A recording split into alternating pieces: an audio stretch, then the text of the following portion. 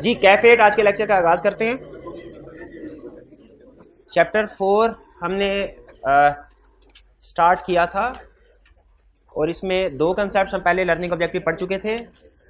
Elements of audit report से relate करते हैं। टाइप्स ऑफ ओपिनियन ब्रीफली हम पहले पढ़ चुके थे, लेकिन अब डिटेल में हम इसको डिस्कस कर रहे हैं ताकि आपको जो बाज़ औक़ात केस स्टडीज़ करते हुए कुछ प्रॉब्लम आती है वो प्रॉब्लम्स ना आए। अटेंटिव हो कि आपने डिस्कशन को सुनना है। कंसेप्चुअली आपके मोस्ट इंपॉर्टेंट लेक्चर में से एक लेक्चर है जो आज का है। कल भी हमने इसके ऊपर कुछ डिस्कशन की थी, उसको आज क्विकली रिवाइज करता हूँ पहले, फिर उसके बाद आगे चलूँगा। अटेंटिव होके सुनिएगा और अटेंटिव होके इसलिए भी सुनिएगा, आपको मैंने कल बताया था कि अब से ऑनवर्ड हम अपना वो मेंटी क्विज स्टार्ट करेंगे। इस लेक्चर में आपके जो भी कंसेप्ट आपने डिस्कस करने हैं, लेक्चर एंड पे हमने उनको इवेल्युएट करना है और उस पर हाँ प्लस प्राइज होगा, बिल्कुल प्राइज भी होगा। तो सबसे पहले लेक्चर का थीम सुन लीजिए। आज के लेक्चर का थीम क्या है, हम क्या डिस्कस करने जा रहे हैं। हमें पता है कि ऑडिटर जो 5 एलिमेंट्स ऑफ एश्योरेंस एंगेजमेंट है उसमें ऑडिट रिपोर्ट एक एलिमेंट है और इसको कहा जाता है ये सबसे अहम प्रोडक्ट है जो कि एक ऑडिटर प्रोड्यूस करता है, या सबसे अहम पेज है जो कि जिसकी बेस पे सारी दुनिया इन्वेस्टमेंट का डिसीजन करती है उस कंपनी के ऊपर, जिस कंपनी की भी ऑडिट रिपोर्ट होगी। इसलिए इसमें सारे डिसीजन ऑडिट रिपोर्ट में जितने भी ऑडिटर डिसीजन करता है वो ठीक होने चाहिए। वो डिसीजन क्या करता है ऑडिटर के कुछ एलिमेंट्स इसमें इंक्लूड होने चाहिए या नहीं, या सबसे अहम डिसीजन ओपिनियन कौन सा होना चाहिए, ये सबसे अहम डिसीजन होता है। इसीलिए आज के लेक्चर में हम ये सीख रहे हैं ऑडिट रिपोर्ट में जो ऑडिटर ने ओपिनियन एक्सप्रेस करना है वो ऑडिटर ओपिनियन कैसे डिसाइड करता है क्योंकि सबसे अहम डॉक्यूमेंट है ऑडिट रिपोर्ट। इस ऑडिट रिपोर्ट में सबसे अहम एलिमेंट है ओपिनियन, और ऑडिटर की प्रोफेशनल लाइफ का भी सबसे बड़ा और सबसे अहम डिसीजन होता है कि हमने इस ऑडिट पे कौन सा ओपिनियन एक्सप्रेस करना है, इस क्लाइंट की ऑडिट रिपोर्ट इशू करनी है, ये सबसे अहम डिसीजन होता है। इसलिए इसका ठीक होना बहुत जरूरी है। ठीक है, सबसे ज्यादा जो अगर ऑडिटर गलत डिसीजन जो जिसका लोगों की जिंदगी पे असर पड़ता है वो ये ओपिनियन है। इसीलिए ओपिनियन के बारे में अच्छे तरीके से सीख लीजिए ताकि जब कभी प्रैक्टिकली भी और केस स्टडी में भी आपसे पूछे कि इस सिचुएशन में कौन सा टाइप ऑफ ओपिनियन एक्सप्रेस करना है तो आप सही डिसीजन कर सकें। हमने सीखा यह था कि जब कभी ऑडिटर ओपिनियन एक्सप्रेस करने लगेगा उसने दो चीजों को सामने रखना है, दो चीजों की बेस पर डिसीजन करना है। सबसे पहला, क्या इस ऑडिट में कोई मिस स्टेटमेंट स्कोप लिमिटेशन तो नहीं थी, और दूसरा, अगर कोई इसमें मिस स्टेटमेंट स्कोप लिमिटेशन थी उसका इफेक्ट क्या था, इमटेरियल मटेरियल के परवेसिव। ठीक है, हम अब लेक्चर में क्या सीखने जा रहे हैं, पहले मिस स्टेटमेंट क्या है इसकी एग्जांपल्स, फिर स्कोप लिमिटेशन क्या है इसकी एग्जांपल, फिर हम सीखेंगे दूसरा डिसीजन, इमटेरियल क्या है, मटेरियल क्या है, परवेसिव क्या है, ऑडिटर कैसे डिसाइड करता है कि ये चीज इमटेरियल है, ये मटेरियल के परवेसिव है। जब ये दोनों डिसीजन हो गए, यानी पहला डिसीजन मिस स्टेटमेंट के स्कोप लिमिटेशन ये क्लियर हो गया, दूसरा इफेक्ट इमटेरियल है मटेरियल के परवेसिव ये क्लियर हो गया, फिर अगला डिसीजन बहुत आसान होता है। वो क्या है कि टाइप ऑफ ओपिनियन। अगर मिस स्टेटमेंट है, इफेक्ट इमटेरियल है, कौन सा type of opinion, unmodified. Miss statement है, इफेक्ट मटेरियल है, क्वालिफाइड, शाबाश। मिस स्टेटमेंट है, इफेक्ट परवेसिव है, एडवर्स, शाबाश। स्कोप लिमिटेशन है, इफेक्ट इमटेरियल है, अनमोडिफाइड, शाबाश। स्कोप लिमिटेशन है, इफेक्ट मटेरियल है, क्वालिफाइड, शाबाश। स्कोप लिमिटेशन है, इफेक्ट परवेसिव है, डिस्क्लेमर ऑफ ओपिनियन। तो इसका मतलब यह है हमें एक दफा यह पता चल जाए कि ये मिस स्टेटमेंट है कि स्कोप लिमिटेशन है, एक दफा यह पता चल जाए ये इमटेरियल है, मटेरियल है कि परवेसिव है, उसके बाद हमारे लिए फैसला करना बहुत आसान है कि ओपिनियन कौन सा देना। ऐसे ही है। तो असल आज के लेक्चर में हमने जो सीखना है ना वो ये कि मिस स्टेटमेंट क्या है, स्कोप लिमिटेशन क्या है, इसको एग्जांपल के साथ हम डिस्कस करेंगे। एग्जाम्पल इसलिए क्योंकि वो केस स्टडी में भी टेस्ट कर सकता है इन एग्जाम्पल्स को, तो आप पहचान लेंगे। और फिर सीखेंगे कि इमटेरियल कोई चीज कब होगी, मटेरियल कब परवेसिव, हम कैसे पहचानेंगे एग्जाम के क्वेश्चन में कि इसका इफेक्ट इमटेरियल है, मटेरियल के परवेसिव। ये दो चीजें। कहानी शुरू करते हैं मिस स्टेटमेंट से। कहता है मिस स्टेटमेंट क्या है। मिस स्टेटमेंट है difference between IFRS and financial statements. हमें financial statements applicable financial reporting framework के मुताबिक बनानी चाहिए, और applicable financial reporting framework most of the cases IFRS ही होता है। ठीक है, जिन कंट्रीज ने आईएफआरएस को अडॉप्ट किया है, उन जिसमें पाकिस्तान भी शामिल है, उनमें एप्लीकेबल फाइनेंशियल रिपोर्टिंग फ्रेमवर्क क्या होगा, आईएफआरएस। तो हमारी फाइनेंशियल स्टेटमेंट्स आईएफआरएस के मुताबिक बनेगी तो वो ठीक है, और अगर वो आईएफआरएस के मुताबिक नहीं है तो वो गलत है। तो मिस स्टेटमेंट का मतलब क्या हुआ कि आईएफआरएस जो चीज रिक्वायर कर रहा है उसमें और जो फाइनेंशियल स्टेटमेंट्स में लिखी गई है उन दोनों में जो फर्क होगा वो है मिस स्टेटमेंट। एक्सेप्ट करते हैं। मिस स्टेटमेंट 3 तरह की हो सकती है। मिस स्टेटमेंट स्टैंडर्ड नाम देता है अप्रोप्रिएटनेस ऑफ पॉलिसीज और अप्रोप्रिएटनेस ऑफ डिस्क्लोजर्स। लेकिन हम इसे आसान अल्फाज में नाम देते हैं कि मिस स्टेटमेंट 3 तरह की हो सकती है।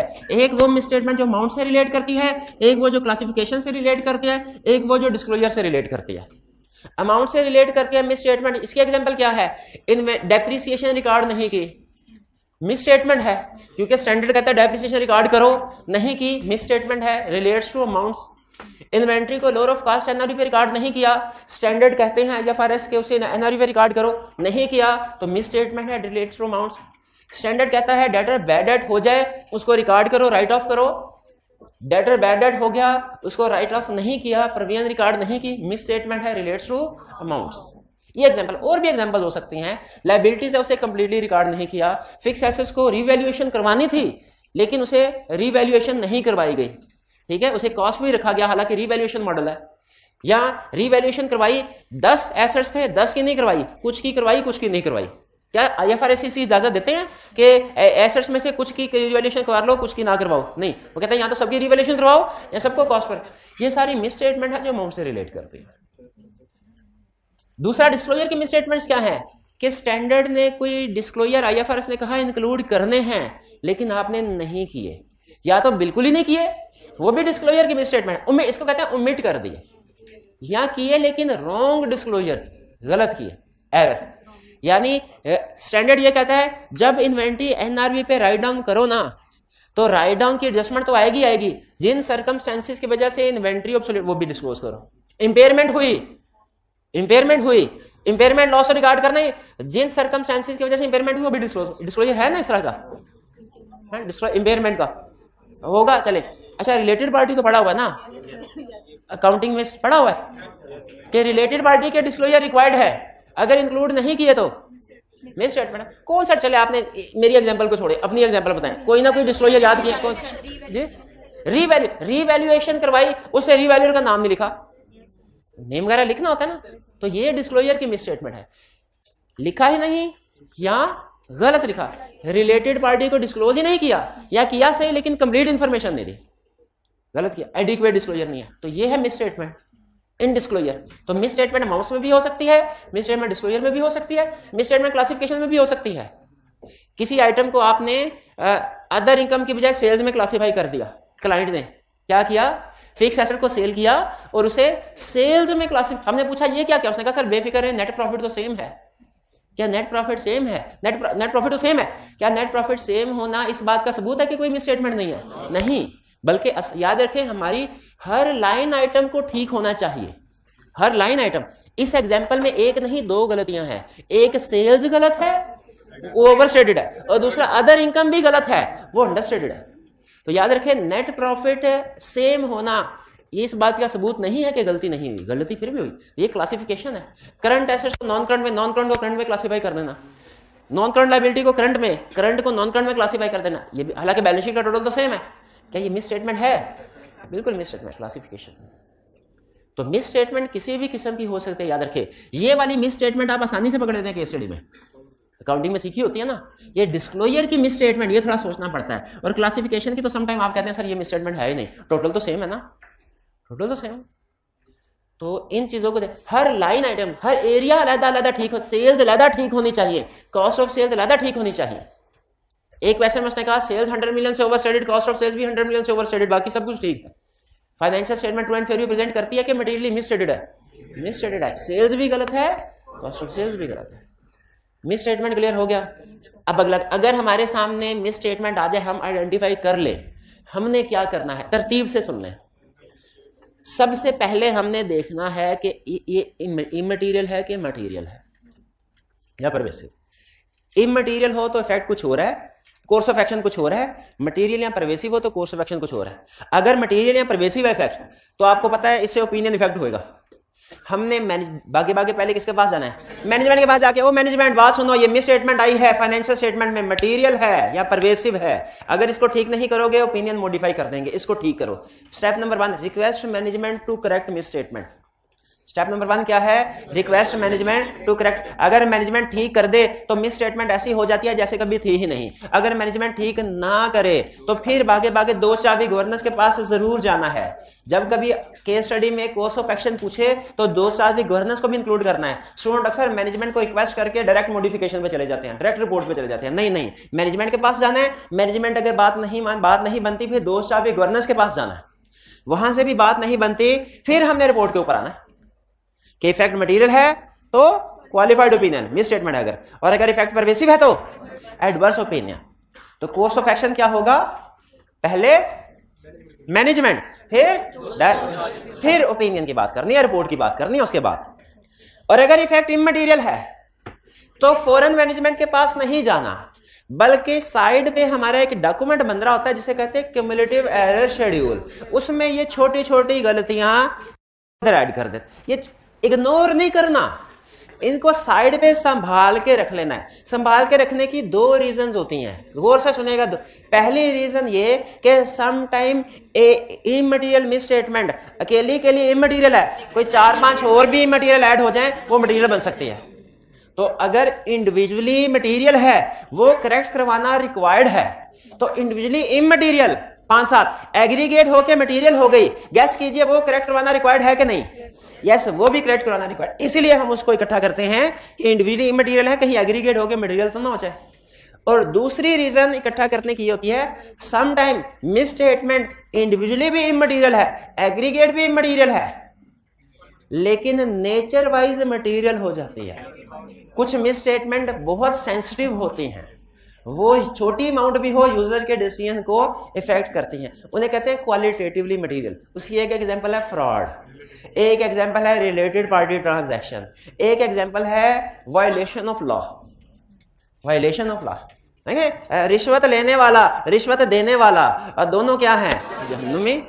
अच्छा, और 10 रुपए की मिस्टेक, 10 रुपए की रिश्वत, वो भी अमाउंट तो मेंशन नहीं है ना, और 10 लाख की वो भी। तो अगर यहां पे कहा जाए ये तो इमटेरियल रिश्वत है, ये तो सिर्फ 10 रुपए की है, तो जहन्नम से छूट मिल जाएगी? नहीं। इसका मतलब है कुछ एरियाज ऐसे होते हैं जिनमें अमाउंट्स को नहीं देखा जाता, नेचर को देखा जाता है। अमाउंट स्मॉल भी हो तो नेचर वाइज वो मटेरियल होते हैं, डिसीजन चेंज हो जाते हैं। इससे एग्री करते हैं? तो मुझे बताइए, इमटेरियल मिस स्टेटमेंट है, इसका क्या करना है? अगर हमने एक केस सामने आया, उसको पढ़ा, हमें पता चल गया मिस स्टेटमेंट है, फिर हमने उसका इफेक्ट देखा, पता चला इमटेरियल है, तो क्या करना है? लिस्ट में ऐड कर। क्यों लिस्ट में ऐड करना है? 2 रीजन हैं। पहली रीजन, ऐड करके एग्रीगेट मटेरियल हो सकता है। दूसरी रीजन, ना भी हो एग्रीगेट मटेरियल तो क्वालिटेटिवली मटेरियल हो सकता है। ये ज़हन में रखिएगा, aggregate qualitative, aggregate qualitative, aggregate qualitative, ये ज़हन में रखें, इसके साथ लिख लें। इमटेरियल भी कभी कभी मटेरियल हो जाती है, कैसे? एग्रीगेट या क्वालिटेटिव बेसिस पे। और अगर मिस स्टेटमेंट मटेरियल हो तो क्या करना है? मटेरियल है तो क्वालिफाइड ओपिनियन। और अगर सॉरी गलती होगी। क्या गलती हुई? कोर्स ऑफ एक्शन पूछा है। अच्छा, यहां पे चले, गलती से भी कोई कंसेप्ट सामने आ जाता है, मुझे कंसेप्ट याद आ गया। एग्जाम में आपने अपनी बुक में 25 चैप्टर पढ़े फॉर एग्जांपल, वो एक तरफ, एग्जाम में 6 चैप्टर्स आए, एग्जाम वाले चैप्टर सारी बुक से ज्यादा है, हम एग्री करते हैं? 6 क्वेश्चन है एग्जाम में, 4 सफ़े भरे हुए हैं, उनमें से 4 सफ़ों में से वो जो हर क्वेश्चन के एंड पे 2-2 सेंटेंस वाली लाइंस हैं वो ज्यादा अहम है, एग्री करते हैं? तो इसका मतलब है रिक्वायरमेंट पूरे क्वेश्चन में सबसे ज्यादा अहम, और क्वेश्चंस पूरी किताब से ज्यादा अहम जो पेपर में आ गए। तो रिक्वायरमेंट पढ़ी हमने, एक रिक्वायरमेंट में लिखा होगा कि ये सिचुएशन है, बताइए इस सिचुएशन में इंपैक्ट ऑन रिपोर्ट क्या होगा। गौर से सुनेगा ये बात, दोबारा नहीं बताऊंगा। एक केस स्टडी आई, उसकी रिक्वायरमेंट में क्या लिखा है? इंपैक्ट ऑन रिपोर्ट क्या होगा। दूसरी अटेम्प्ट में वही केस स्टडी दोबारा आ गई, अब की बार नीचे लिखा हुआ था what shall be auditors course of action. एक में कहा इंपैक्ट ऑन रिपोर्ट क्या होगा, दूसरे में कहा what shall be course of action. क्या फर्क है दोनों में? जिसमें उसने इंपैक्ट ऑन रिपोर्ट पूछा है, हमने सिर्फ इंपैक्ट ऑन रिपोर्ट बताना है। जिसमें उसने कोर्स ऑफ एक्शन पूछा है, हमने हर एक्शन बताना है, हमने हर एक्शन बताना है। फिर सुने, नहीं बात समझ आई? अगर क्वेश्चन की रिक्वायरमेंट में लिखा हुआ है इस सिचुएशन का ऑडिट रिपोर्ट पे इफेक्ट बताइए क्या होगा, बताइए इसमें टाइप ऑफ ओपिनियन क्या होगा, हमने सिर्फ रिपोर्ट के ऊपर इफेक्ट बताना है, हमने सिर्फ ओपिनियन बताना है, बाकी की चीजें भागदौड़ नहीं बतानी। भागदौड़ जब क्वेश्चन की रिक्वायरमेंट में लिखा है सिर्फ इंपैक्ट ऑन रिपोर्ट बताओ, इंपैक्ट ऑन ओपिनियन बताओ, हमने सिर्फ इंपैक्ट ऑन रिपोर्ट मतलब रिपोर्ट के अंदर आना है, भागदौड़। और अगर कहे ऑडिटर का कोर्स ऑफ एक्शन क्या होगा इस सिचुएशन में, या कहे what shell auditor do in this situation, तो उसमें सारा कुछ बताना है जो ऑडिटर करेगा। इंपैक्ट ऑन रिपोर्ट भी आएगा और ऑडिटर की भागदौड़ भी आएगी। रिक्वायरमेंट में फर्क समझ आ रहा है आपको? ठीक है, तो बताइए कौन से वाली रिक्वायरमेंट ज्यादा कॉम्प्रिहेंसिव है, इंपैक्ट ऑन रिपोर्ट वाली कि कोर्स ऑफ एक्शन वाली? कोर्स ऑफ एक्शन वाली में हम ऑडिटर के प्रोसीजर भी बताते हैं और इंपैक्ट ऑन रिपोर्ट भी बताते हैं। लेकिन अगर रिक्वायरमेंट में लिखा हो सिर्फ इंपैक्ट ऑन रिपोर्ट बताओ, इंपैक्ट ऑन रिपोर्ट बताएंगे। अगर उसने इंपैक्ट ऑन रिपोर्ट पूछा हुआ ना तो मैं सीधा कहूंगा मटेरियल है मिस स्टेटमेंट तो क्वालिफाइड ओपिनियन, परवेसिव है तो एडवर्स। लेकिन अगर उसने कहा ऑडिटर का कोर्स ऑफ एक्शन बताओ, मैं कहूंगा step number 1 request management to correct, step number 2 if management does not correct communicate to those of governance and request them to correct, if not corrected then if material qualified opinion, if pervasive adverse opinion. बात समझ आई? Misstatement के case में अभी तक के lecture में हमने क्या सीखा? हमने मिस स्टेटमेंट की एग्जांपल्स क्विकली कवर की और फिर हमने देखा कि अगर मिस स्टेटमेंट ऑडिटर के सामने आ जाए तो ऑडिटर का कोर्स ऑफ एक्शन क्या होगा। क्लियर हो गया? कोर्स ऑफ एक्शन इमटेरियल के केस में क्या है, ओके, मटेरियल के केस में क्या है, वो भी ओके। और क्वेश्चन में कब हमने भागम भाग वाली बात करनी है और कब सिर्फ रिपोर्ट तक महदूद रहना है, ये भी क्लियर। चलिए ये मजीद क्वेश्चन प्रैक्टिस करेंगे उसमें क्लियर होगा। अभी आप कुछ गलती करेंगे, कभी मिक्स कर दिया करेंगे इसको। आगे चलते हैं स्कोप लिमिटेशन। स्कोप लिमिटेशन का मतलब क्या है? अच्छा, अगर आप देखें ना इसके नाम में ही कंसेप्ट है। स्कोप का मतलब होता है क्या कुछ काम करना है, क्या कुछ काम करना है। स्कोप हमारे सिलेबस में, हमारे सिलेबस का स्कोप क्या है जो आई कैप ने बताया हुआ, ये हमारा सिलेबस। तो स्कोप का मतलब क्या? ऑडिटर ने जो कुछ प्रोसीजर परफॉर्म करना है, जो कुछ काम करना है, जिस चीज पे एविडेंस ऑब्टेन करना है। स्कोप लिमिटेशन का मतलब क्या है कि ऑडिटर के स्कोप पे लिमिटेशन लगा दी गई, ऑडिटर को लिमिट कर दिया गया।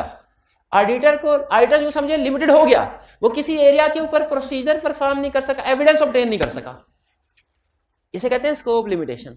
यानी स्कोप लिमिटेशन का मतलब क्या है? किसी एरिया में ऑडिटर एविडेंस ऑब्टेन नहीं कर सका। देखिए एलिमेंट्स ऑफ एश्योरेंस एंगेजमेंट में स्टडी किया था ना कि ऑडिटर को sufficient appropriate audit evidence obtain करना है, स्टडी किया था ना। और अगर ऑडिटर किसी भी वजह से, मैनेजमेंट का कसूर है या नहीं है वो अलग बात, अगर ऑडिटर किसी भी वजह से sufficient appropriate audit evidence obtain नहीं कर सका, इसे क्या कहते हैं? Scope limitation. स्कोप लिमिटेशन जैसे में रखिएगा, स्टैंडर्ड प्रोसीजर ओरिएंटेड नहीं है, वो एविडेंस ओरिएंटेड है। ऑडिटिंग स्टैंडर्ड्स प्रोसीजर ओरिएंटेड नहीं है, एविडेंस ओरिएंटेड है। इसका मतलब क्या हुआ? वो कहते हैं कि आपको एविडेंस लेना है, ये जरूरी है। प्रोसीजर नंबर 1 से नॉर्मली एविडेंस मिल जाता है, उससे नहीं मिल रहा कोई बात नहीं, प्रोसीजर नंबर 2 से ले लो। अगर एविडेंस प्रोसीजर नंबर 1 से नहीं मिला, 2 से मिल गया, स्कोप लिमिटेशन है कि नहीं? नहीं है, और थोड़ी सी भी नहीं है, एविडेंस मिल गया। और अगर प्रोसीजर नंबर 1 से भी एविडेंस नहीं मिला, प्रोसीजर नंबर 2 से भी एविडेंस नहीं मिला, स्कोप लिमिटेशन है। केसड़ी याद आ गई। अब आपने मुझे बताना है स्कोप लिमिटेशन है कि नहीं। उसने कहा, सुन लें अभी जरा, उसने कहा ऑडिटर अपॉइंट हुआ ईयर एंड के बाद, और सबसे बड़ा मसला ऑडिटर का जब ईयर एंड के बाद अपॉइंट होता है, ये होता है ईयर एंड का क्लोजिंग स्टॉक कैसे चेक करें। अमूमी तौर पे याद रखिए ऑडिटर ईयर एंड से पहले ही अपॉइंट होता है अमूमी तौर पे, लेकिन एग्जाम में अमूमी सिचुएशन थोड़ी पूछता है, अमूमी सिचुएशन थोड़ी पूछता है। मैंने अपने 5.25 साल का प्रोफेशनल कैरियर है ऑडिट फर्म के साथ। इस 5.25 साल के कैरियर में पता नहीं कितने ऑडिट के, सिर्फ एक क्लाइंट ऐसा था जिसमें modified opinion, qualified opinion express किया, सिर्फ एक क्लाइंट 5 साल में। यूं समझ लीजिए कि अगर 50 फर्ज कीजिए क्लाइंट किए तो सिर्फ एक। प्रैक्टिस में भी अगर आप लिस्टेड कंपनीज की ऑडिट रिपोर्ट निकालें ना तो 5% के लगभग केसेस में मॉडिफाइड ओपिनियन होता है, 5 से 10% के दरमियान में। लेकिन एग्जाम में हमें practically more than 90% unmodified opinion आता है, लेकिन एग्जाम में वो जो लेस देन 10% केस है क्वेश्चन उसी में से पूछेगा, एक्सेप्शन सिचुएशन में से पूछेगा। हालांकि प्रैक्टिकली ज्यादातर अनमॉडिफाइड ओपिनियन, लेकिन एग्जाम में ज्यादातर मॉडिफाइड ओपिनियन के क्वेश्चन। तो उसने कहा हालांकि प्रैक्टिकली तो नॉर्मल ऑडिटर ईयर एंड से पहले पॉइंट हो जाता है, लेकिन एग्जाम में उसने प्रॉब्लमेटिक सिचुएशन ही डिस्कस करनी है। उसने कहा ऑडिटर पॉइंट हुआ ईयर एंड के बाद और वो क्लोजिंग स्टॉक को फिजिकल वेरिफिकेशन परफॉर्म नहीं कर सका। बताइए what shell auditor do in this situation, what shall be auditors को। पहले मुझे ये बताइए, डायरेक्ट रिपोर्ट पे चले जाएं कि पहले उसके प्रोसीजर लिखने हैं। हम कहेंगे स्टॉक काउंट ईयर एंड में नहीं कर सका, no problem, auditor alternative procedure से एविडेंस ऑब्टेन करने की कोशिश करेगा। अच्छा बताइए अल्टरनेटिव प्रोसीजर क्या होंगे? हाँ वो स्टॉक शीट, जिस दिन अपॉइंट हुआ है उस दिन की स्टॉक शीट ऑब्टेन कर ले, फिर दरमियान के जो 10, 15, 20 दिन है इनकी सेल परचेज की लिस्ट ले ले, रिवर्स वर्किंग करके ईयर एंड पेपर। अगर वो इस तरीके से बैलेंस अप्रोक्सीमेट कर सकता है तो एविडेंस मिल गया। हालांकि स्टॉक काउंट नहीं किया लेकिन अल्टरनेटिव प्रोसेस एविडेंस मिल गया। इस सिचुएशन में ऑडिटर कौन सा ओपिनियन देगा? अनमोडिफाइड। लेकिन अगर फर्ज कीजिए कंपनी ने कहा हम तो दरमियान की सेल परचेज का रिकॉर्ड रखते ही नहीं, हमारे पास रिकॉर्ड है ही नहीं, या है लेकिन वो रिलायबल नहीं है, उसके वो रिलायबल नहीं है रिकॉर्ड, तो फिर क्या होगा? Scope limitation. If effect is material qualified, if effect is pervasive. बात समझ आई आपको? चलिए, तो ये थी हमारे स्कोप लिमिटेशन। मैं बता रहा था कि डेफिनेशन में लिखा है when auditors unable to obtain evidence, ये नहीं लिखा when auditors unable to perform procedure, क्योंकि एक प्रोसीजर परफॉर्म नहीं किया कोई नहीं दूसरा कर लो, और दूसरा नहीं कर सके तीसरा कर लो। जब किसी भी प्रोसीजर से एविडेंस नहीं ले सके फिर स्कोप लिमिटेशन। मुझे बताइए कंफर्मेशन लेटर का जवाब नहीं आता था तो डायरेक्ट लिमिटेशन कर दिया करते थे। आवाज मिस हो जाती है, एक मिनट किसी से। तो अगर एक प्रोसीजर से हम परफॉर्म नहीं कर सके किसी एक प्रोसीजर को, लेकिन दूसरे प्रोसीजर से एविडेंस ऑब्टेन कर लिया तो वो स्कोप लिमिटेशन नहीं होती। लफ्ज प्रोसीजर और लफ्ज एविडेंस में फर्क समझ आ रहा है ना आपको?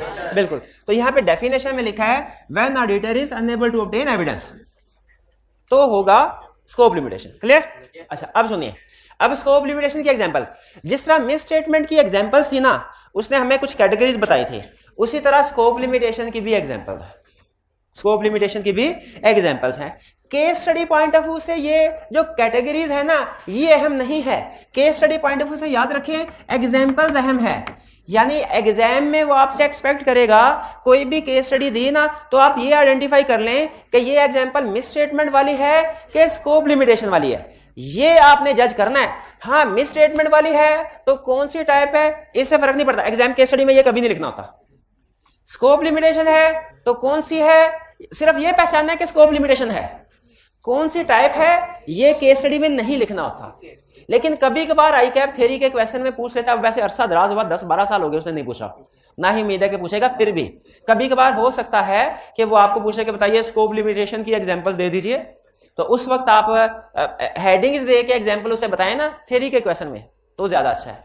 इसलिए हम क्लासिफिकेशन, वरना केस स्टडी के पॉइंट ऑफ व्यू से क्लासिफिकेशन जरूरी नहीं है। आगे चलें, स्कोप लिमिटेशन क्या पढ़ने जा रहे हैं? स्कोप लिमिटेशन की एग्जांपल्स। पहली example scope limitation beyond control of entity, वो वाली स्कोप लिमिटेशन जिसमें एंटिटी का, हमारे क्लाइंट का, मैनेजमेंट का कोई कसूर नहीं है। For example counting record destroy हो गया, काउंटिंग रिकॉर्ड डिस्ट्रॉय हो गया, जल गया, आग लग गई, कभी सुना आपने रिकॉर्ड को आग लग जाए करती है रिकॉर्ड, तो ये क्या है? Scope limitation.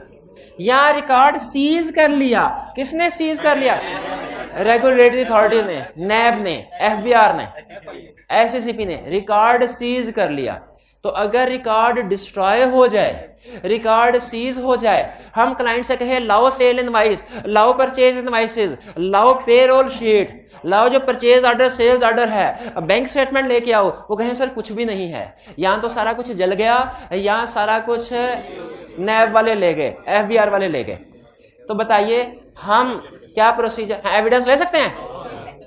अगर अल्टरनेटिव प्रोसेस एविडेंस ले सकते हैं तो फिर ठीक है। अब आगे जितनी भी एग्जांपल बताऊंगा ना उसमें ये कॉमन है कि अगर अल्टरनेटिव प्रोसेस एविडेंस ले लिया तो फिर स्कोप लिमिटेशन नहीं होगी, लेकिन अगर अल्टरनेटिव प्रोसीजर से एविडेंस भी ना मिला तो फिर स्कोप लिमिटेशन होगी। तो ये पहली एग्जांपल समझ आई? बताइए रिकॉर्ड डिस्ट्रॉय हो जाए, गवर्नमेंट सीज कर ले रिकॉर्ड, मैनेजमेंट का कसूर तो नहीं है, ये पक्की बात है। ये नहीं सोचना खुद लगाई आग, नहीं नहीं नहीं नहीं नहीं, खुद नहीं लगाई आग, खुद नहीं लगाई आग, ठीक है। रिकॉर्ड डिस्ट्रॉयड, रिकॉर्ड सीज्ड, ये स्टूडेंट कहते हैं सर सीज किया, इसमें भी मैनेजमेंट ने कोई ना कोई गड़बड़ की होगी तो आने ऐसे तो सीज नहीं कर लेते। नहीं, जब तक केस स्टडी में कुछ तरह की इंफॉर्मेशन नहीं देगा हमने नहीं। बाजू का पिछले सालों का टैक्स जो है वो कम होता है हमारा, एफबीआर वाले बिला वजह तंग करने के लिए आ जाते हैं, लाओ जी पिछले सारे कार्ड सीज करो। तो बियॉन्ड कंट्रोल ऑफ एंटिटी में मैनेजमेंट का कसूर नहीं। स्कोप लिमिटेशन, ये एग्जांपल समझ आ गई, केस स्टडी में ये बार बार टेस्ट करेगा रिकॉर्ड डिस्ट्रॉयड वाले। फिर nature, scope limit relating to nature and timing of work. Nature and timing of work का मतलब है कि ऑडिटर की अपॉइंटमेंट की टाइमिंग ऐसी थी कि ऑडिटर एविडेंस नहीं ले सका। जैसे इसकी एक ही बड़ी एग्जांपल है जो केस स्टडी में टेस्ट करता है, क्या ऑडिटर को अपॉइंट किया ईयर एंड के बाद और ऑडिटर इन्वेंट्री काउंट नहीं कर सका। ऑडिटर को अपॉइंट किया ईयर एंड के बाद, ऑडिटर इन्वेंट्री काउंट, ऑडिटर की टाइमिंग ऑफ वर्क ही ऐसी है कि जाहिर अपॉइंटमेंट के बाद वर्क करेगा, पहले थोड़ी कर लेगा। इसकी दूसरी और तीसरी एग्जांपल को लगाना रटा। इक्विटी इन्वेस्टमेंट क्या होती है, अल्लाह जाने क्या होती है, गोली मारे। आपने पढ़ा हुआ, कंसोलिडेशन पढ़ी है ना, equity investment associate, accounting for associates नहीं पढ़ा, चल छोड़े दफा करें इसको। दूसरा substantive procedure alone do not provide sufficient appropriate audit evidence. ठीक है, ये दोनों पॉइंट आप बार बार मेरे से पूछेंगे और मैं हमेशा आपको एक ही जवाब दूंगा, इन दोनों पॉइंट्स का रटा लगाना। और ये वाला पक्का कर लें, ये केस स्टडी में पूछेगा बार बार, ये वाला पक्का कर लें, केस स्टडी में पूछेगा बार बार, और ये वाले बार बार पूछता है, ये ऊपर वाले तीन खास तौर पे। तीसरी एग्जांपल क्या है, स्कोप लिमिटेशन की, बाय मैनेजमेंट और एंटिटी। इसका मतलब क्या है कि मैनेजमेंट ने अलाउ नहीं किया, किसको अलाउ नहीं किया, ऑडिटर को, कि क्या करे, इन्वेंट्री काउंट करे। ऑडिटर ने कहा इन्वेंट्री काउंट करना है, भाग जाओ, कोई इन्वेंट्री काउंट नहीं, खबरदार इन्वेंट्री काउंट किया तो ऑडिटर ने कहा अच्छा, स्कोप लिमिटेशन। अगर अल्टरनेटिव प्रोसीजर से भी एविडेंस नहीं ले सका, वो कॉमन है, वो बार बार बोलूंगा, वो कॉमन है कंसेप्ट। अगर मैनेजमेंट ने कंफर्मेशन लेटर नहीं सेंड करने दिया, स्कोप लिमिटेशन है बाय मैनेजमेंट। अगर मैनेजमेंट ने स्टॉक आउट नहीं करने दिया, स्कोप लिमिटेशन है बाय मैनेजमेंट। अगर मैनेजमेंट ने रिप्रेजेंटेशन लेटर प्रोवाइड नहीं किया, स्कोप लिमिटेशन है बाय मैनेजमेंट। अगर मैनेजमेंट ने 2 साल भी गवर्नेंस की मीटिंग के मिनट्स नहीं दिए, स्कोप लिमिटेशन बाय मैनेजमेंट। अच्छा, मुझे याद आ गया रियल केस, हमारा एक लिस्टेड क्लाइंट था, उनके डायरेक्टर, आपको पता होगा बोर्ड मीटिंग के मिनट्स होते हैं ना, वो कॉन्फिडेंशियल होते हैं, उसमें कुछ स्ट्रेटजी फ्यूचर की डिसाइड करती होते हैं। हमारा टीम मेंबर गया, मिनट्स ने भगा दिया, उसने कहा कोई मिनट्स नहीं, आप भाग जाओ। पार्टनर गया तो उनके सामने मिनट्स रख दिए। पार्टनर वो कहते हैं कि जी ये जो होते हैं ना जूनियर्स, इनको समझ तो होती नहीं है, ये हर चीज को समझते हैं, पता नहीं हमने टिकटॉक बनानी है इसके साथ या फेसबुक पे, हमारा पूरा बिजनेस बैठ जाता है, इनकी टिकटॉक बन जाती है। तो वो नॉर्मली जूनियर्स को रिस्क नहीं लेते, वो कुछ टीम मेंबर को कहते हैं, जो टीम मेंबर ट्रेनी है वो सिर्फ चार्टर्ड अकाउंटेंट आके देखे, ट्रेनी स्टूडेंट्स को हम नहीं दिखाएंगे, ये कॉन्फिडेंशियल चीजें।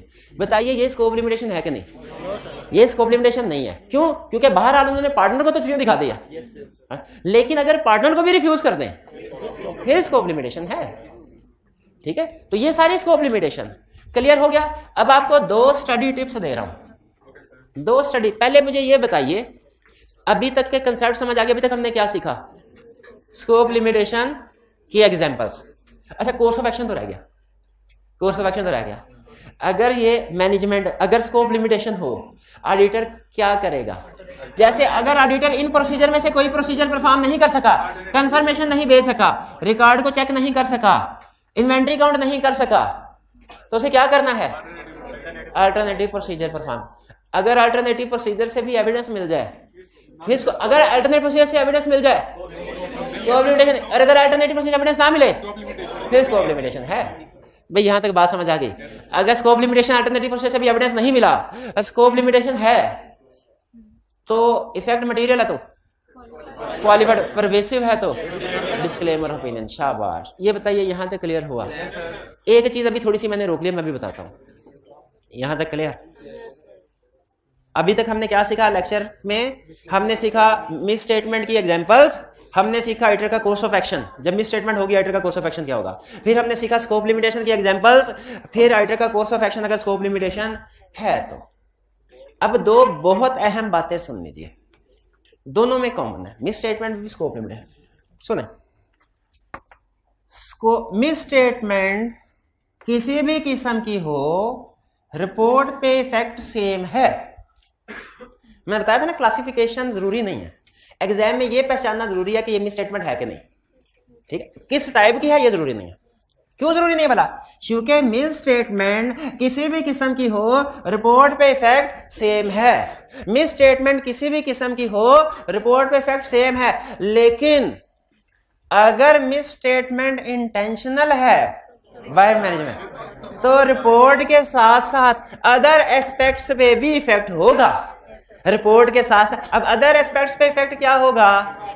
रिपोर्ट के साथ साथ बोला है, रिपोर्ट के यानी रिपोर्ट के साथ जो सलूक करेंगे सो तो करेंगे, उसके साथ साथ हमारा रिस्क भी बढ़ जाएगा, रिस्क ऑफ फ्रॉड, मैनेजमेंट की इंटेग्रिटी भी डाउटफुल हो जाएगी, एक्सट्रीम केस में विड्रॉ भी कर सकते हैं।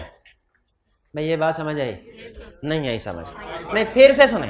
अब स्कोप लिमिटेशन के साथ, स्कोप लिमिटेशन की एग्जांपल्स पढ़ी, कोर्स ऑफ एक्शन पढ़ा हमने, अब सुनिए स्टडी टिप। स्कोप लिमिटेशन किसी भी किस्म की हो, स्कोप लिमिटेशन किसी भी किस्म की हो, स्कोप लिमिटेशन किसी भी किस्म की हो, रिपोर्ट पे इफेक्ट सेम है। स्कोप लिमिटेशन किसी भी किस्म की हो, रिपोर्ट पे इफेक्ट सेम है। लेकिन अगर स्कोप लिमिटेशन बाय मैनेजमेंट हो, अगर स्कोप लिमिटेशन बाय मैनेजमेंट हो तो रिपोर्ट के साथ साथ अदर एस्पेक्ट्स पे भी इफेक्ट आएगा।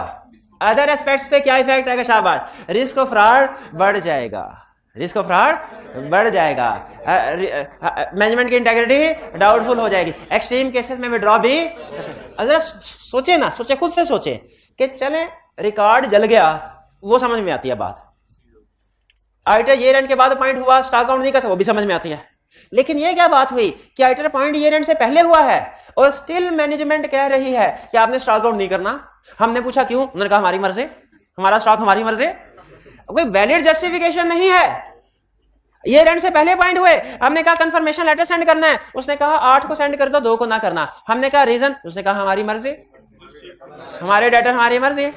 कोई वैलिड रीजन नहीं है, वैलिड रीजन नहीं है। तो मुझे बताइए हमारा रिस्क बढ़ नहीं जाना चाहिए? क्योंकि वजह तो कोई भी नहीं है, हमें स्टॉक आउट क्यों नहीं करने दे रहे? और लगता है फेक स्टॉक पड़ा हुआ उधर, वजह तो कोई भी नहीं है, हमें कंफर्मेशन लेटर क्यों नहीं सेंड करने दे रहे? लगता है फेक डेटर्स हैं ये, हमारा रिस्क ऑफ फ्रॉड बढ़ जाएगा, मैनेजमेंट की इंटेग्रिटी डाउन, और एक्सट्रीम केसेस में विड्रॉ भी कर सकते हैं, कर सकते हैं।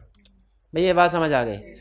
मिस स्टेटमेंट क्या है उसकी example clear, course of action clear, scope limitation क्या clear, course of action clear, misstatement impact on report clear, scope limitation के केस में इम्पैक्ट ऑन रिपोर्ट क्लियर। चलिए अब कोई केस स्टडीज अगर दे दूं तो आप कर पाएंगे?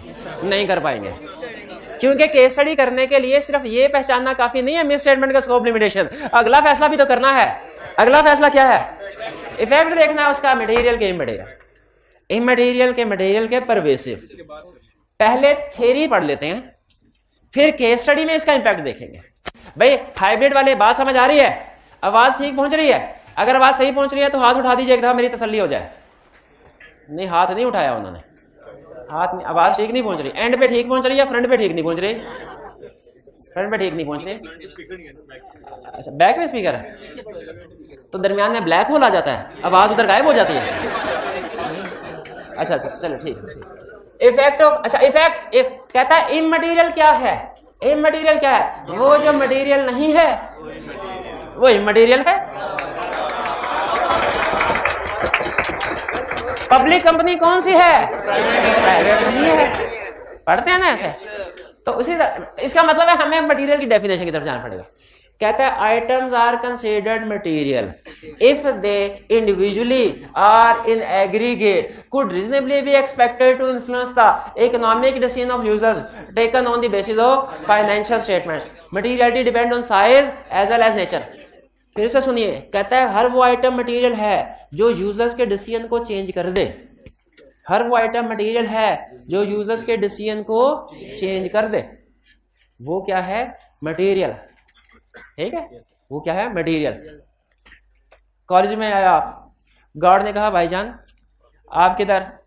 आपने कहा मुझे डिस्टर्ब ना करो, मैं एडमिशन लेने आया हूँ। मैंने कहा आप अभी हमारे स्टूडेंट तो नहीं है, पक्की बात एडमिशन लेने? आपने कहा एडमिशन ले। आपने कहा जाओ। आप डिस्टर्ब हुए, लेकिन क्या इस डिस्टर्बेंस से आप कॉलेज में एडमिशन लेने का डिसीजन चेंज कर देंगे? कर देंगे। अगर कर देंगे तो आपके मोस्ट ऑफ द स्टूडेंट इस बेस में कहेंगे एक ही दफा है, आप एडमिशन हो जाएगा, कार्ड बन जाएगा, आइंदा कार्ड तक नहीं करेगा, उसको पूछ लेंगे। अच्छा आप एडमिशन लेने, एडमिशन ऑफिसर के पास गए, उसने आपको चाय पानी नहीं पूछा, आप उससे भी डिस्टर्ब हुए, क्या आप एडमिशन लेने का डिसीजन चेंज कर लेंगे? अगर कर लेंगे तो ये मटेरियल है, नहीं करेंगे तो ये इमटेरियल है। ठीक है। अगर आपने देखा टीचर ने पढ़ा आपने पूछा सर टीचर कैसे पढ़ाएंगे, टीचर ने कहा देखो भाई शुरू के 2-2.5 महीने 3 महीने तो सुकून से पढ़ाऊंगा और आखिरी महीने में 50% सिलेबस कवर करवाऊंगा। अब बताइए इस इंफॉर्मेशन से आपका डिसीजन चेंज होगा कि नहीं? अगर इससे चेंज होगा तो ये मटेरियल, इसका मतलब है इसी तरह फाइनेंशियल स्टेटमेंट में भी हर इंफॉर्मेशन देख के इन्वेस्टर का डिसीजन चेंज नहीं होगा। जिस इंफॉर्मेशन को देख के इन्वेस्टर का डिसीजन चेंज होगा वो मटेरियल और जिससे नहीं होगा इमटेरियल। हमने इन्वेस्टर से पूछा तुम्हारा डिसीजन कैसे चेंज होता है, उसने कहा भाईजान ये डिपेंड करता है, अगर तो कंपनी लाखों की हो तो 200-400 से डिसीजन चेंज नहीं होता, हाँ 8-10 हज़ार से डिसीजन चेंज हो सकता है, और अगर कंपनी करोड़ों की हो तो 2-4 लाख से भी डिसीजन चेंज नहीं होगा, तो वो 8-10 लाख से हो सकता है। तो इसका मतलब है ये डिपेंड करता है। नॉर्मली इन्वेस्टर्स के लिए स्मॉल अमाउंट से डिसीजन चेंज नहीं होता, लार्ज अमाउंट से डिसीजन चेंज हो जाता है। इसलिए हमने रिसर्च करके एक बेंचमार्क बनाया हुआ है 5% ऑफ प्रॉफिट। ठीक है, स्टैंडर्ड याद रखें, हमें फार्मूला सीधा नहीं देता, उसने घुमा के बताया हुआ है कि हर वो आइटम मटेरियल होगी जो इंडिविजुअली एग्रीगेट इन्वेस्टर के डिसीजन को चेंज कर ले, जो उसके फाइनेंशियल स्टेटमेंट को देख के डिसीजन लेना है। ठीक है, तो प्रैक्टिकली ये क्या होता है 5% ऑफ प्रॉफिट। लेकिन इसमें जो खास तौर पे आपने जहन में रखनी है बात, इंडिविजुअली या एग्रीगेट। इसका मतलब क्या है कि आपने मिस स्टेटमेंट या स्कोप लिमिटेशन होंगी ना, उनको इंडिविजुअली भी देखना है, और अगर इंडिविजुअली मटेरियल नहीं है तो एग्रीगेट करके भी देखना है। अगर इंडिविजुअली इमटेरियल लेकिन एग्रीगेट मटेरियल तो मटेरियल है, और अगर इंडिविजुअली भी मटेरियल एग्रीगेट भी मटेरियल लेकिन नेचर वाइज सेंसिटिव तो फिर भी मटेरियल। इसका मतलब है मटेरियलिटी की कंप्लीट डेफिनेशन हमें बताती है कि हमने आइटम्स को इंडिविजुअली भी देखना है, एग्रीगेट करके भी देखना है, और नेचर भी देखनी है। कुछ आइटम ऐसी होती हैं अमाउंट स्मॉल है लेकिन उन एग्रीगेट करें दूसरी के साथ मटेरियल बन जाती हैं, या उनकी नेचर देखें तो वो मटेरियल बन जाती है। मटेरियल क्लियर हुआ। अब आते हैं परवेसिव की तरफ। परवेसिव का मतलब क्या होता है? फैला हुआ। जब किसी मिस स्टेटमेंट स्कोप लिमिटेशन का इफेक्ट मेजर पोर्शन पे हो तो हम कहते हैं ये है परवेसिव। ठीक है, कह रहा है परवेसिव की पहले थ्योरी कहता है इफेक्ट तब परवेसिव होगा when not confined to specific element. Specific element का मतलब सिंगल एलिमेंट समझे। जब किसी मिस स्टेटमेंट स्कोप लिमिटेशन का इफेक्ट सिंगल एलिमेंट पे नहीं है, नॉट कन्फाइंड, नॉट से शुरू हो रहा है यानी मल्टीपल एलिमेंट्स पे है, तो वो क्या होगी? परवेसिव। जब इफेक्ट मल्टीपल एलिमेंट्स पे होगा तो वो क्या है? Effect pervasive. दूसरी बड़ी इंटरेस्टिंग बात कर रहा है, इफ सो कन्फाइंड, यानी अगर सिंगल एलिमेंट पे भी होना वो भी परवेसिव हो सकता है। इफ सो कन्फाइंड का मतलब ये कि एक ही आइटम है represent substantial portion of financial statement, वो सिंगल एरिया सब्सटेंशियल पोर्शन को रिप्रेजेंट कर रहा हो। नहीं बात समझ आई? सेल्स भी गलत, परचेजेस भी गलत, परवेसिव है?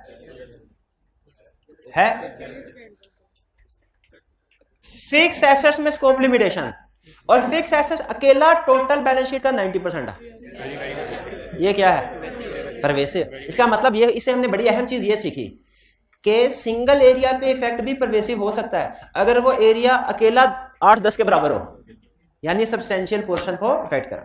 अच्छा, अब ये तो होगी डेफिनेशन। और फिर तीसरा लफ्ज डिस्क्लोजर इज फंडामेंटल, ये आपने लगाने, तीनों का लगाने रटा, इमटेरियल का भी, मटेरियल का भी, परवेसिव का भी। जितना हो सकता था मैंने डिफाइन किया, लेकिन केस स्टडी डेफिनेशन से नहीं होगी।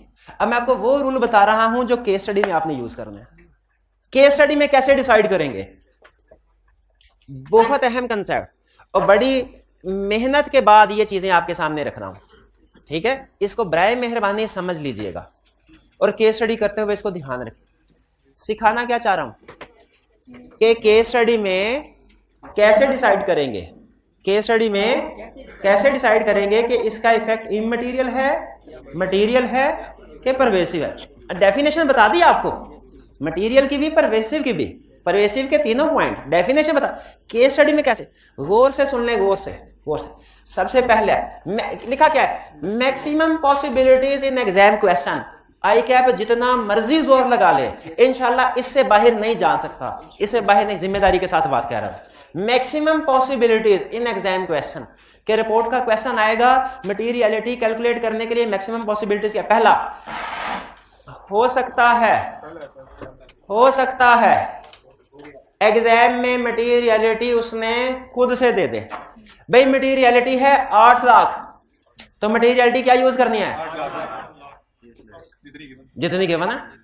एक क्वेश्चन में मटीरियलिटी भी थी, प्रॉफिट भी था। स्टूडेंट कहने का नहीं मैं तो प्रॉफिट के 5% लगा के कैलकुलेट करूंगा। मैं कहा भाईजान जो दी हुई है तो उसी को यूज क्यों नहीं कर लेते? जब मटीरियलिटी दी तो वही यूज करना है।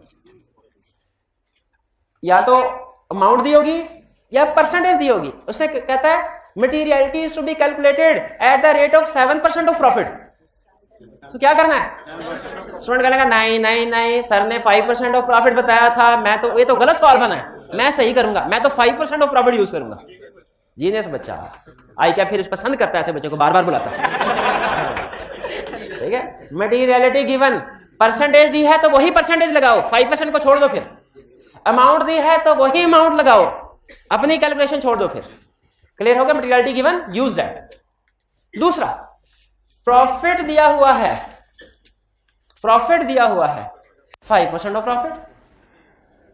प्रॉफिट नहीं दिया हुआ, टोटल एसेट्स दिए हुए हैं, टोटल एसेट्स का 1%। याद है क्वेश्चन दिया था एनालिटिकल प्रोसीजर में, टोटल अगर प्रॉफिट की बजाय कोई और बेंचमार्क दिया हुआ है तो उस बेंचमार्क का 1%।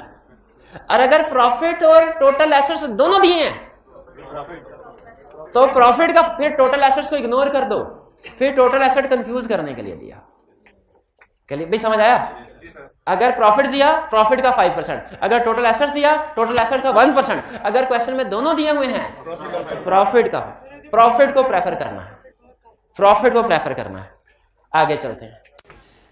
Not mentioned about materiality, question में ना तो उसने खुद से बताया और ना ही प्रॉफिट या टोटल एसेट दिए, ना कोई बेंचमार्क है, ना ही खुद से बताया। 5% किसका लगाएंगे? प्रॉफिट है ही नहीं, टोटल एसेट्स भी नहीं है, खुद से भी नहीं बताया मटीरियलिटी लेवल। क्या करें? एज्यूम कवर बोथ, यानी इस सिचुएशन में कहेंगे if miss statement effect is material तो क्वालिफाइड ओपिनियन, इफ परवेसिव तो एडवर्स। Cover both. क्यों कवर बोथ? क्योंकि कैलकुलेट ही नहीं कर सकते, उसने इंफॉर्मेशन ही नहीं दी। फिर से सुने, अगर खुद से अमाउंट या परसेंटेज दे दे वो यूज करेंगे। अगर प्रॉफिट दे, प्रॉफिट का 5%, टोटल एसेट्स दे, टोटल एसेट का 1%, दोनों दे दे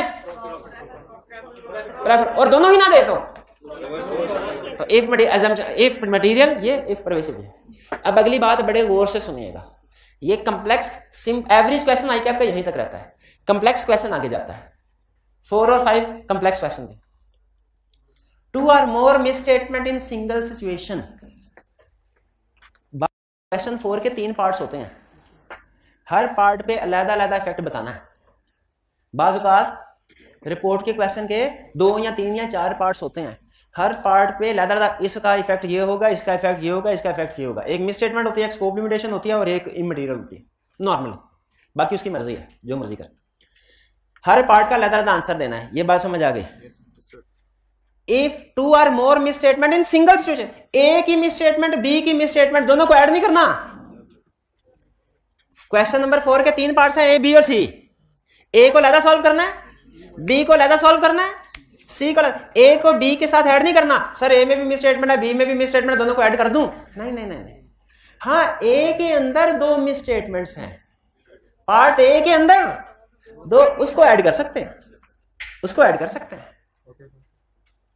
2 or more misstatements in single situation। याद है सिंगल सिचुएशन में सिंगल पार्ट। तो कैसे डिसाइड करेंगे? दोनों को ऐड करें। अगर तो अमाउंट दी हुई है, अगर वो कहता है डेटर्स में भी मिसस्टेटमेंट है, फिक्स एसेट्स में भी मिसस्टेटमेंट है, एक ही एरिया में सिंगल सिचुएशन, आपने देखना है अमाउंट दी है कि नहीं। अगर दोनों मिसस्टेटमेंट की अमाउंट दी है ना, तो आपने दोनों को ऐड करके डिसीजन करना है इफेक्ट क्या आएगा। और अगर अमाउंट्स नहीं दी हुई तो फिर बाय डेफिनेशन परवेसिव होगी। एक स्टूडेंट कहने लगा सर गलत पढ़ाया आपने, इधर तो पढ़ाया not confined to specific element pervasive होता है, इधर पढ़ा रहे हैं 2 या ज्यादा मिस स्टेटमेंट होंगी तो फौरन परवेसिव नहीं करना, पहले ऐड करना है। ये ऐड कहां से आ गया? याद रखें ये रूल है जब अमाउंट्स गिवन ना हो, जब अमाउंट्स गिवन हो तो ऐड करके डिसाइड करना है। इफेक्ट इमटेरियल है, मटेरियल के परवेसिव। बात समझ आई? अगर उसने कहा इन्वेंट्री, नहीं समझे, सुने, इन्वेंट्री 10 लाख से गलत है, डेटर 5 लाख से गलत है, मटेरियलिटी लेवल 20 लाख है, ये क्या है? इफेक्ट परवेसिव नहीं है। क्यों? मल्टीपल मिसस्टेटमेंट्स है, अमाउंट तो है ना, ठीक है। जब अमाउंट्स नहीं हो तो ऐड करके डिसीजन कर, और अगर अमाउंट्स नहीं दी हुई फिर आप कहेंगे ये परवेसिव है।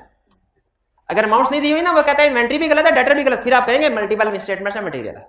ये है इस लाइन का मतलब। क्लियर हो गया? और अगर कभी केस स्टडी में इमटेरियल आ जाए ना, तो खुदा का वास्ता एक नंबर जाया नहीं करना। जब मिसस्टेटमेंट आती है ना, वो स्टूडेंट लिखता है इमटेरियल है, बड़ा खुश होकर स्टूडेंट लिखता है अनमोडिफाइड ओपिनियन। आई कैप कहता है are detail shall express unmodified opinion. आगे भी तो लिखना था, क्या लिखना था? If a misstatement is also immaterial on aggregate as well as qualitative basis। क्योंकि स्मॉल मिसस्टेटमेंट भी तो एग्रीगेट होकर मटेरियल हो सकती है, क्वालिटेटिव मटेरियल हो सकती है, वो कवर नहीं करना, वो साइड भी तो कवर करनी है। क्लियर हुई है बात? अच्छा, ये सारी मैक्सिमम पॉसिबिलिटीज हैं। 3 तक तो आपको आसानी से समझ आ गई होगी। 4th और 5th पॉइंट आपको 2-4 केस स्टडीज करने के बाद समझ आएगा जिसमें एक कंसेप्ट इन्वॉल्व होगा। लेकिन मेरा हाल है कुछ थोड़ा बहुत कंसेप्ट जेन में बैठ गया। क्लियर हो गया? जल्दी से क्विक रिवीजन करते हैं। आज के लेक्चर में हमने क्या सीखा? हमने देखा मिस स्टेटमेंट की टाइप्स, एग्जाम्पल सीखी, और राइटर का कोर्स ऑफ एक्शन क्या होगा। फिर हमने स्कोप लिमिटेशन की एग्जाम्पल देखी, राइटर का कोर्स ऑफ एक्शन देखा, और उसमें हमने ये देखा कि टाइप से फर्क नहीं पड़ता, ठीक है, वो थ्योरी के क्वेश्चन के लिए, ठीक है। मिस स्टेटमेंट या स्कोप लिमिटेशन किसी भी किस्म की हो, किसी भी रिपोर्ट में इफेक्ट सेम है। हाँ, अगर मिस स्टेटमेंट इंटेंशनल है या स्कोप लिमिटेशन बाय मैनेजमेंट है, तो फिर रिपोर्ट के साथ साथ अदर एस्पेक्ट्स में भी इफेक्ट आता है, यानी हमारा रिस्क ऑफ फ्रॉड इंक्रीज हो जाता है, मैनेजमेंट इंटेग्रिटी डाउटफुल हो जाती है, एक्सट्रीम केसेस में हम विड्रॉ भी कर सकते हैं। फिर हमने सीखा कि कैसे डिसाइड करेंगे कि एग्जाम में इफेक्ट इमटेरियल या मटेरियल के परवेसिव। तो हमने कहा सबसे पहले देखेंगे क्या उसने खुद से मटेरियलिटी दी हुई है, अगर खुद से दी हुई है वो यूज करेंगे, अगर खुद से नहीं दी तो कोई ना कोई बेंचमार्क दिया होगा। प्रॉफिट दिया हुआ है, प्रॉफिट का 5%, टोटल एसेट्स दिए हुए हैं, टोटल एसेट्स का 1%, दोनों दिए हुए हैं, प्रॉफिट का 5%, दोनों ही नहीं दिए हुए, इफ इफेक्ट इज मटेरियल करके क्वालिफाइड, इफ परवेसिव तो एडवर्स या डिस्क्लेमर, ठीक है। हाँ, एक मुश्किल क्वेश्चंस के लिए एक असूल ये है कि अगर एक ही सिचुएशन के अंदर मल्टीपल मिस स्टेटमेंट्स हो ना, तो आपने देखना है अमाउंट गिवन है कि नहीं। अगर मल्टीपल मिस स्टेटमेंट्स की अमाउंट गिवन हो तो अमाउंट की बेस पे ऐड करके डिसीजन करेंगे इफेक्ट क्या है, और अगर अमाउंट नहीं है तो फिर वो परवेसिव होगा इफेक्ट। हाँ, दोनों अमाउंट्स को ऐड करके मटेरियल बन जाए तो हम कहेंगे इफेक्ट इज मटेरियल। फिर आपने ये नहीं कहना कि multiple miss statement effect pervasive होना। जब अमाउंट्स दी है तो डिसीजन अमाउंट्स की बेस पे होगा, अमाउंट्स नहीं दी हुई ना तो फिर डिसीजन होगा कि मल्टीपल एरियाज है तो परवेसिव। क्लियर? चलिए जी जी जी, बिल्कुल बिल्कुल, वो मटेरियलिटी कैलकुलेट करेंगे, दोनों अमाउंट्स को ऐड करके जो कैलकुलेटेड मटेरियलिटी है उसके साथ कंपेयर करेंगे। अच्छा, सुन लीजिए, अब से ऑनवर्ड, अब वॉल्यूम 2 आ गया ना, आपने आजकल में ले लेना, ठीक है। अब आपको असाइनमेंट 2 तरह की मिलेगी, एक वॉल्यूम 1 की, एक वॉल्यूम 2 की भी, वॉल्यूम 1 की भी, वॉल्यूम 2 की भी। अब देखें वॉल्यूम 1 की असाइनमेंट क्वेश्चन नंबर 7 से लेके 14 तक, इसमें जो रेड वाली है ना 9, 12, 13 का पार्ट 2 और 14 ये रिटर्न में करनी है, बाकी की ज़बानी कलामी करनी है, ठीक है। क्योंकि वॉल्यूम 2 भी ऐड हो गया ना, तो मैंने आपको जाहिर है वॉल्यूम 1 में रिलैक्सेशन दूंगा तो वॉल्यूम 2 का टाइम निकलेगा ना, तो इसलिए अब आइंदा मैं वॉल्यूम 1 के कुछ क्वेश्चंस आपको रीडिंग के लिए होंगे और कुछ राइटिंग के लिए, ताकि इधर से जो रीडिंग करके टाइम बचेगा उससे वॉल्यूम 2 के जो लेटेस्ट वॉल्यूम 2 है ना, इसका क्वेश्चन नंबर 21 और 31 ये आपने आज करना है। ये भाई बुक जो लेके आए थे जरा दिखाइएगा बुक, क्वेश्चन 21 में वो 13, 14, 15 सिचुएशन है छोटी छोटी, हाँ 13, 14, 15 छोटी छोटी सिचुएशन है, हाँ 15 वो करनी है आपने, हाँ जी सारी करनी है, और छोटी छोटी सिचुएशन है। और जो 31 है इसमें 4 सिचुएशन है ABCD। You have encountered following independent situation, ये CFAP समर 2004 का क्वेश्चन है 31, ये करना है। और 21 जो क्वेश्चन है वो भी CFAP का है समर 2002 का, जो पुरानी बुक्स यूज कर रहे हैं उनके लिए मैंने अटेम्प्ट बोल दी। अब आप जल्दी से मोबाइल, अब आपको था मेंटीमीटर है, जल्दी से मोबाइल निकाल लें, ये बाइक वापस कर दीजिए, मोबाइल निकाल लें, नेट के साथ कनेक्ट करें और जैसे मैं कहूं वैसे करते जाए। हॉटस्पॉट कोई नहीं है, जिनके पास नहीं है हॉटस्पॉट वगैरह वो ऑन करें, थोड़ी देर के लिए पास कीजिएगा। स्टार्ट जी। अच्छा, अब आपने पार्टिसिपेट कैसे करना है, आपने जाना है एक साइट के ऊपर, अपने मोबाइल के ऊपर क्रोम ओपन कीजिए, एक्सप्लोरर ओपन कीजिए, उस पर menti.com लिखिए, MENTI menti.com, ये पहले आपको समझाया हुआ है ना, हाँ बट ठीक है, menti.com पे जाए, ऊपर कोड लिखा हुआ है 26430568। अच्छा, ये लाइव पार्टिसिपेशन कर सकते हैं इस कोड के जरिए। ऑनलाइन वाले जब ये एक दो दिन के बाद ये लेक्चर देख रहे होंगे, उनके लिए कोड काम नहीं करेगा, उनके लिए वो देख लें, यहाँ लिंक उनके साथ शेयर किया जाएगा, 24630568। आपके सामने एग्जैक्ट ये इंफॉर्मेशन आ जाएगी, लेक्चर 50, ठीक है।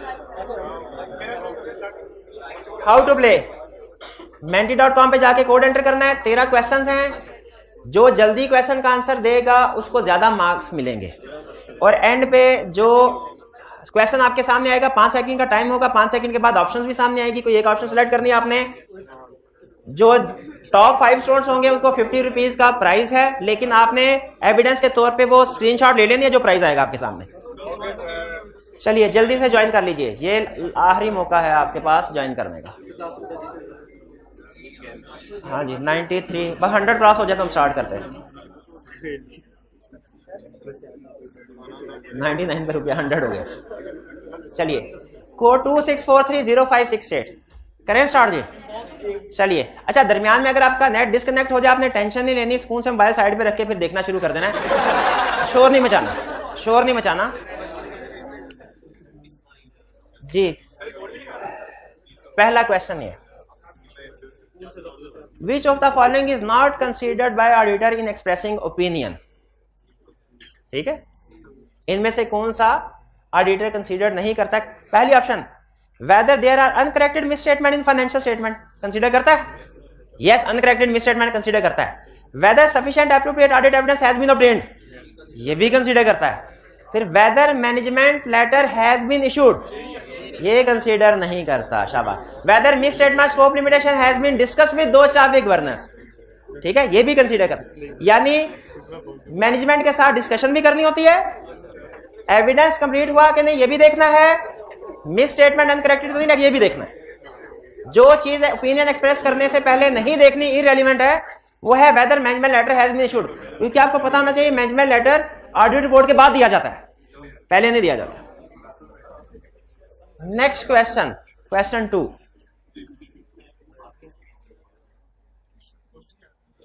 Which of the following is not a misstatement in financial statements? अभी पढ़िए ना misstatements, इतना छोटा छोटा क्यों दे रहा है?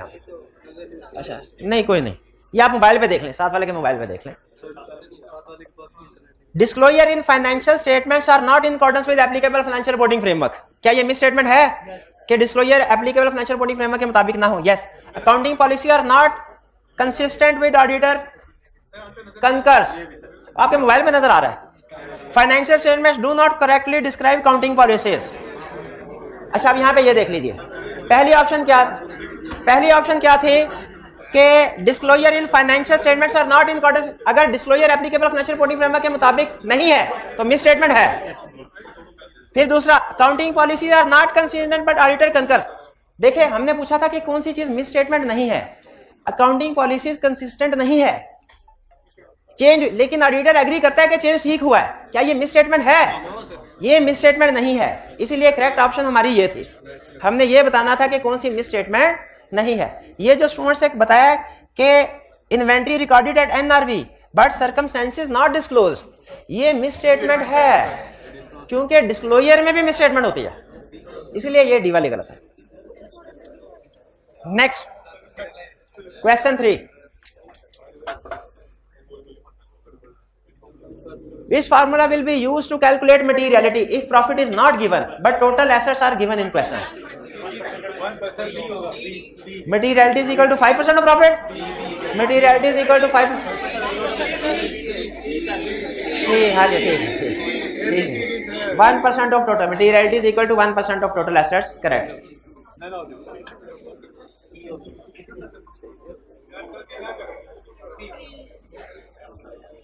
सी ऑप्शन करेक्ट, बिल्कुल।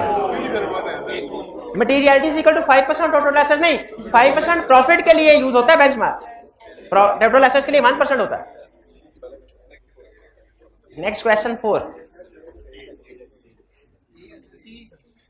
if misstatements are corrected before signing of auditor's report, auditor shall express unmodified opinion. True or false? अगर ऑडिट रिपोर्ट साइन होने से पहले पहले मिसस्टेटमेंट करेक्ट हो जाएं, ऑडिटर अनमोडिफाइड ओपिनियन ही एक्सप्रेस करता है। इसका मतलब है ये क्या हुआ? ट्रू, शाबाश।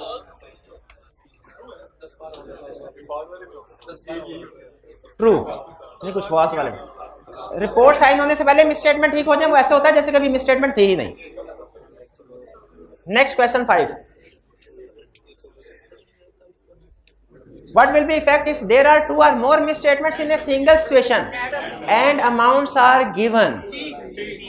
Effect of these statements will be always pervasive नहीं होगा, multiple है, amount given है। Effect of these misstatement will always be material, see हाँ जी, amounts will be added and compared with materiality level, आपने जो पूछा था।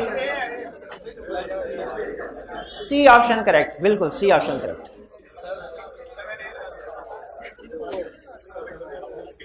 Next, question 6. There is a misstatement whose effect is immaterial. Which of the following opinion will be expressed?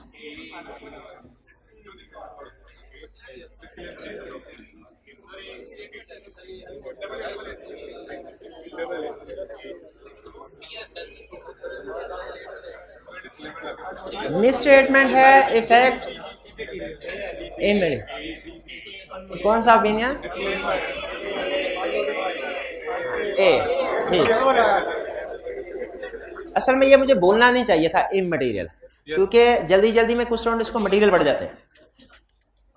कोई नहीं, आगे से question 7, which of the following is not a scope limited? Accounting records destroyed by fire but copy is available.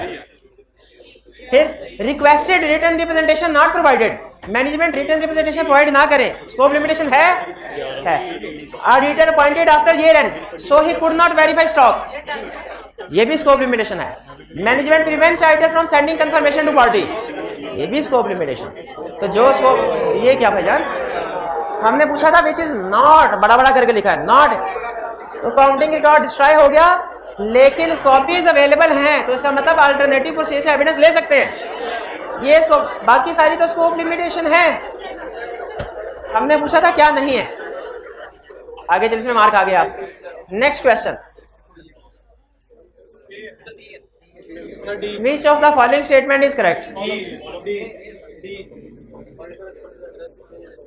Scope limitation by circumstances or by management have same effect? Same effect नहीं होता।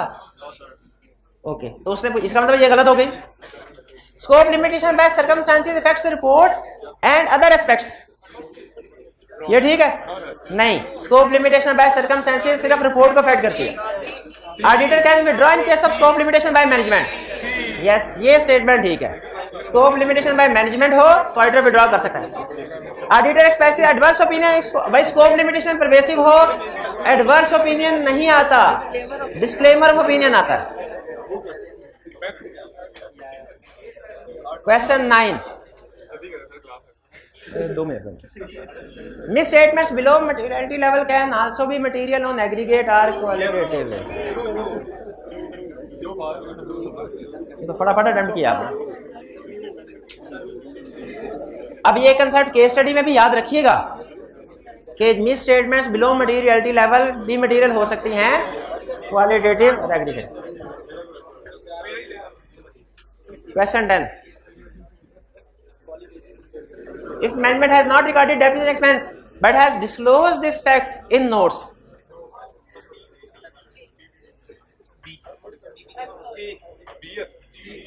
Depreciation record नहीं की लेकिन notes में बता दिया कि depreciation record नहीं की, तो सही कर दिया उसने, अनमोडिफाइड ओपिनियन आएगा। B auditor shall express modified opinion, correct. Misstatement है ना भाई, डिस्क्लोजर में लिख भी दिया, इनकम स्टेटमेंट तो गलत है ना, डेप्रिसिएशन रिकॉर्ड नहीं की, तो ये मिस स्टेटमेंट है। 11 when is adverse opinion expressed?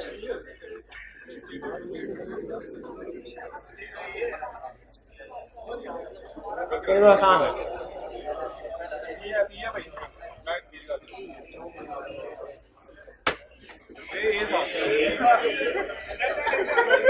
Adverse opinion है, miss statement, effect pervasive, A correct.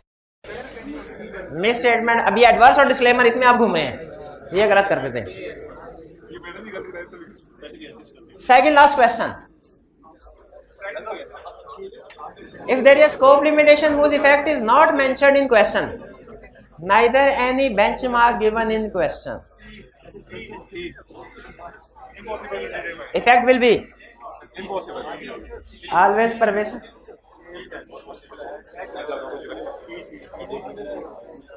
Scope limitation है, इफेक्ट मेंशन नहीं, बेंचमार्क सी, दोनों पॉसिबिलिटीज डिस्कस करेंगे कि मटेरियल है तो क्वालिफाइड, परवेसिव है तो डिस्क्लेमर। शाबाश।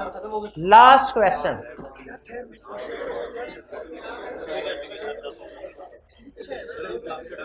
If misstatements are corrected before signing of auditors report, auditor shall communicate them to those of governance. अगर मिस स्टेटमेंट ऑडिट रिपोर्ट से पहले करेक्ट हो जाएं,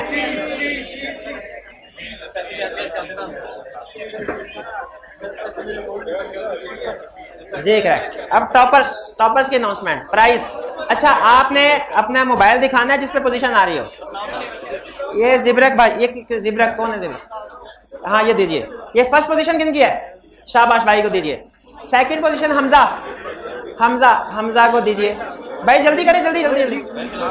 second, third position 125595, third position 120984, 12098, शाबाश, उनको ट्रांसफर करें। और एहसन को भी दीजिए, शाबाश। चलिए आज का लेक्चर यहाँ पे खत्म करते हैं हम। अल्लाह हाफिज।